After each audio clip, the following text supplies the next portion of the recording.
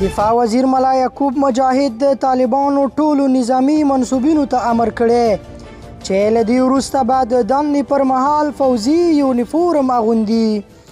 د یاد وزارت له لورې په خپره شوې خبرپاڼه کې راغلي چې دا امر د دې وزارت د سرپرست وزیر ملا یعقوب مجاهد له لورې شوی او همدارنګه ویل شوي چې دا امر به په ټولو نظامی منصوبینو عملي کیږي.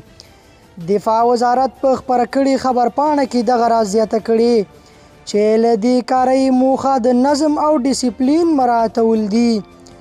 د ملا یعقوب مجاهد له امر وروسته لطف الله حکیمي دا امر عملي کړی. آفتاب کوچي لیکلي آفرین، هر فرمان چې داسې عملي شي هغه فرمان بیا تقریبا هیڅ ډول تشریح او نشر ته اړتیا نه لري. د عمل زور او اثر تر هر راز زبانی تقریر مؤثر تمامیږي. تازه امر دی چې دفاع وزارت منصوبین نور نشي کولی چې خپل رسمي وخت کې له رسمي یونیفورم پرته خپل افغاني لباس لکه خولۍ، واسکټ، څپلۍ، لونګوټۍ وکاروي.